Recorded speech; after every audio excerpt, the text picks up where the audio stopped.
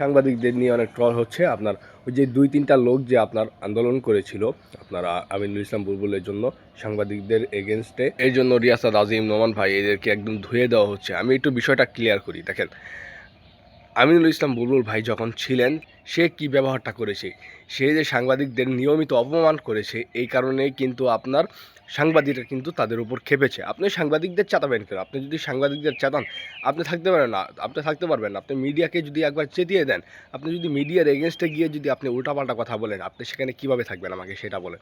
দেখেন, খালেদ মাসুদ পাইলট ওপেনে আপনার প্রেস কনফারেন্সে আপনার সাংবাদিকদের অপমান করেছে, রিয়াসাত আজিম ভাইকে অপমান করেছে, তারপর আমিনুল ইসলাম বুলবুল ভাইয়ের অপমান করেছে, তাদেরকে ঢুকতে দেওয়া হয়নি।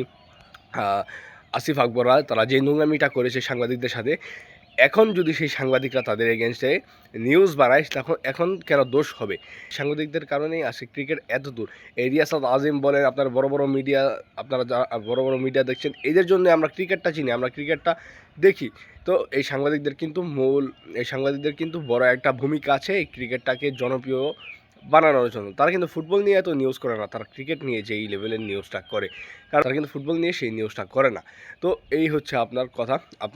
আপনি যদি সাংবাদিকদের এগেনস্টে গিয়ে তাদেরকে যদি আপনি অপমান করেন, তাদেরকে যদি আপনি শুধু তাদের সাথে খারাপ ব্যবহার করেন, তারা তো আপনাকে ছেড়ে দেবে না, তারা তো আপনাকে সুযোগ পেলে ধরবেই। তো সুযোগ পেয়েছে, একদম খেয়ে দিয়েছে এই আমিনুল ইসলাম বুলবুলকে। তো এদের মতো ফালতু লোকদের এরকমই হওয়া উচিত ছিল। একদম ঠিক কাজ হয়েছে। আপনারা যেই বলেন, আমি কোনো কেয়ার করি না।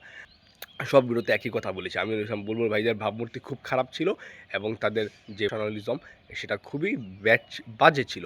সেটা খুবই বাজে ছিল। এই হচ্ছে আলোচনা। আপনারা কি মনে করছেন? আপনার মন্তব্য, মতামত কমেন্ট বক্সে জানিয়ে দিতে পারেন।